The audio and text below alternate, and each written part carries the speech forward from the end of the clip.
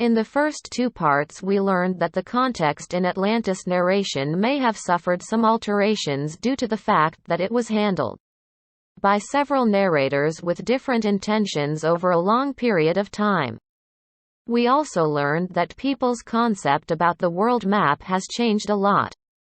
And we learned of the possible origin of names of Heracles, Atlas, and Atlantis in ancient Egyptian language, and how it could be translated.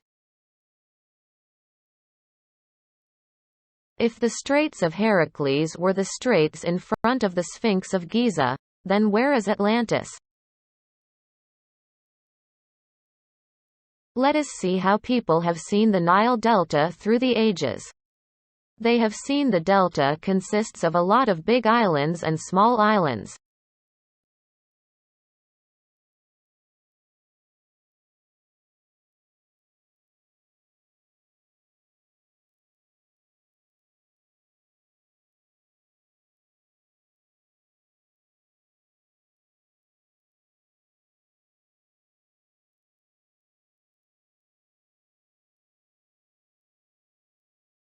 So, Atlantis could be the biggest island in the delta, or group of islands in the middle of the delta, and it was surrounded by more islands.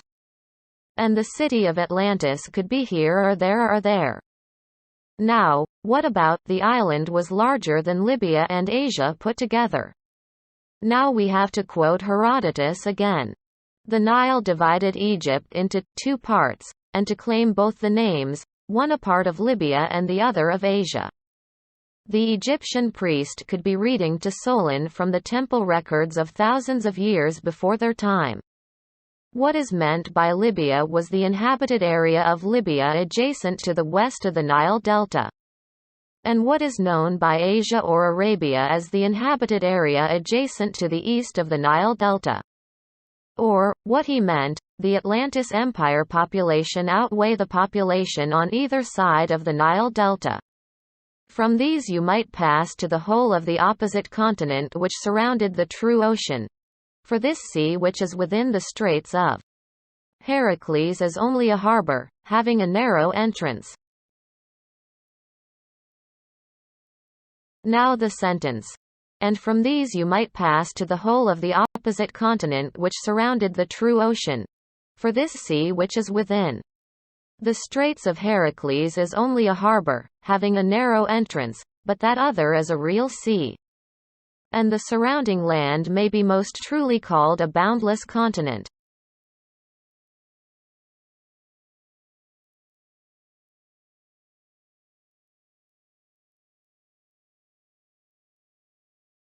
It could be that the Atlanteans wanted to express their tight grip and dominance over the whole area by using a symbol called shen.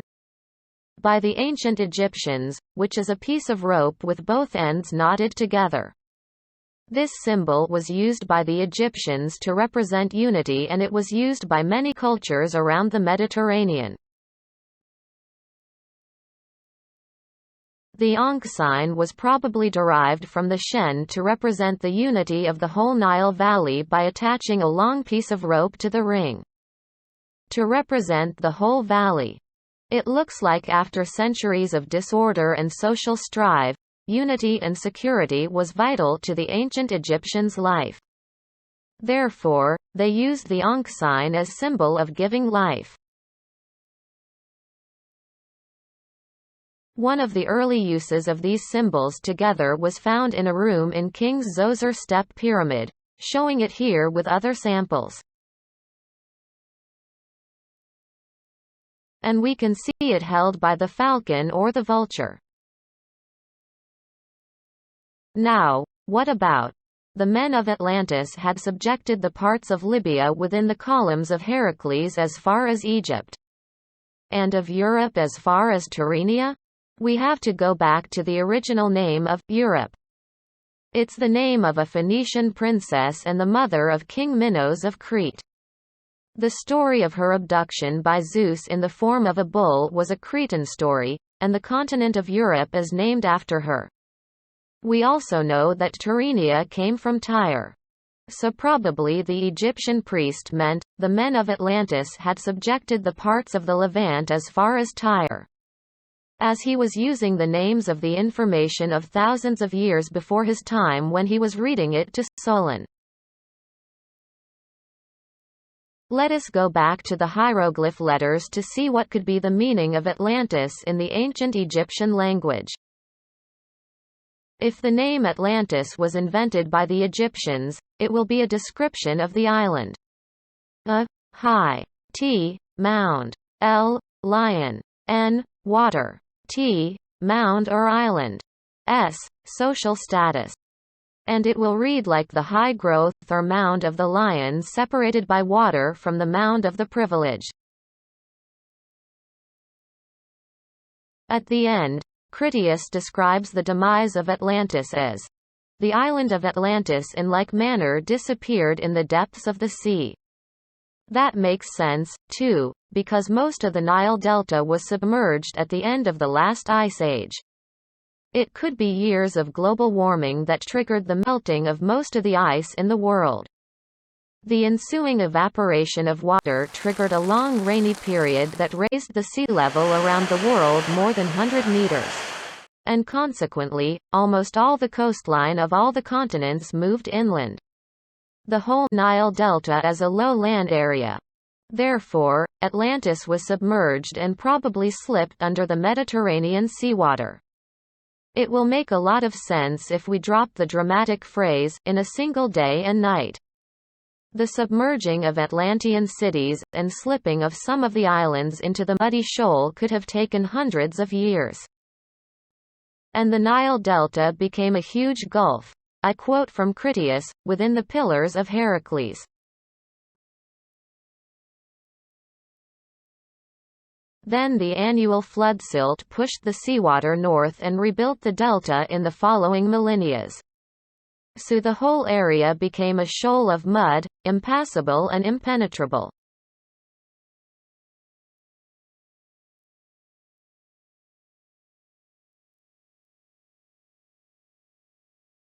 This is how the area in front of the Sphinx, her Ka-El, looked like even before carving it from the natural outcrop. Probably the surviving Atlanteans wanted to resume their commercial activities. Therefore, they needed landmarks to help them navigate within the Delta Gulf area. And that is probably the reason they carved a high rock in the shape of a lion. Later on, with the accumulation of silt in the delta, they needed higher landmarks, and that was the reason they built the pyramids.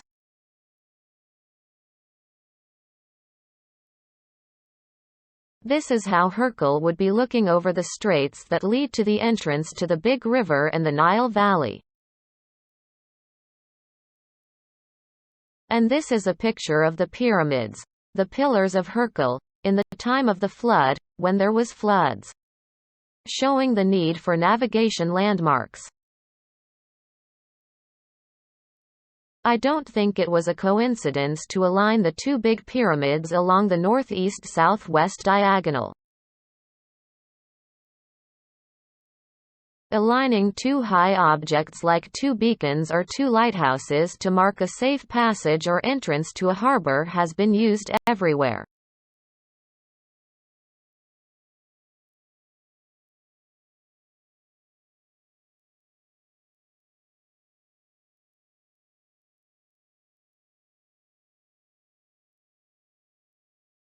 It is interesting to see that if we draw a line along the diagonal of the two pyramids, it will hit the site of the ancient city Onu.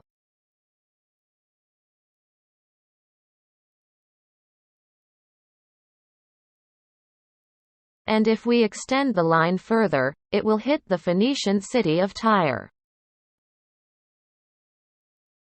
The Egyptians were cutting and shipping, or actually towing tree logs from the coast of the Levant thousands of years before the emergence of the Phoenicians. Due to the prevailing current and wind in the eastern Mediterranean, which flows eastward along the Egyptian coast, ships of that time couldn't float or tow tree logs against the sea current from the coast of the Levant to Egypt directly. They had to sail west around Cyprus or even to Crete before turning and heading south or southeast to reach the straits of the Nile Delta. They couldn't afford to miss the delta in their southbound leg with the logs they were towing. The scene of our KL and his pillars, the pyramids, transferred to Tyre. C. Tyre god Melik art in Egyptian style and standing on the lion. Then the legend traveled north, east and west, to Mesopotamia, Anatolia, Greece, Sicily, North Africa, and Iberia. That was the passage of civilization.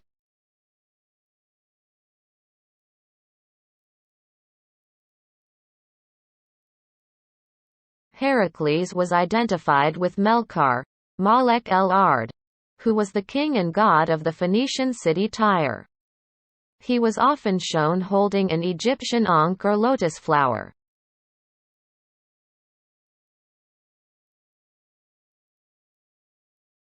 And finally, can we find traces of Atlantis legend in ancient Egyptian literature? In other words, what was the ancient Egyptian priest reading from? Sure. We can find the principal elements of Atlantis story in ancient Egypt's literature. The ancient Egyptian priest was reading from the Osir legend. Osir, who was a king when Egypt was ruled by semi-gods. He went to the south to teach the people of the south language and agriculture. Then when he went back to the delta, he was murdered, and his body floated to the Phoenician coast. That explains how the ancient Egyptian legends and culture traveled from the Nile Delta to the Levant. Then Isit, aka Isis, found his body in a tree trunk and brought him back to Egypt.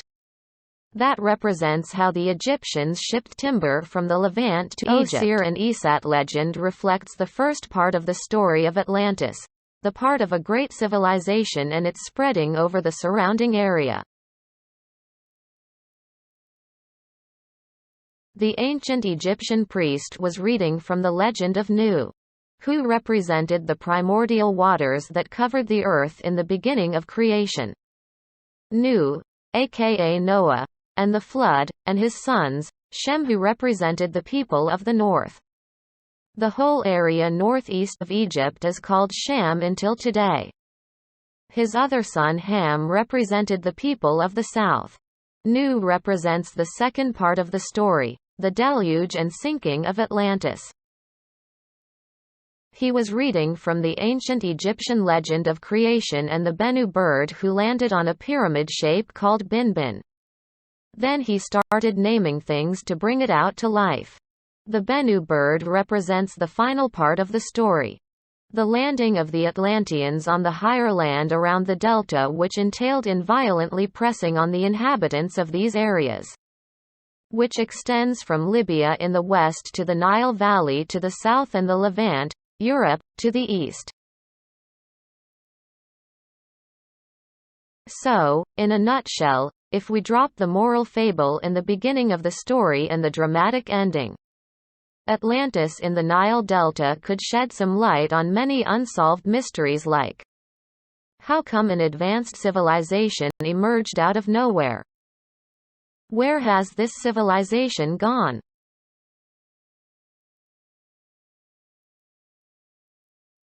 How come only the ancient Egyptians and no one else knew about this island and its great civilization?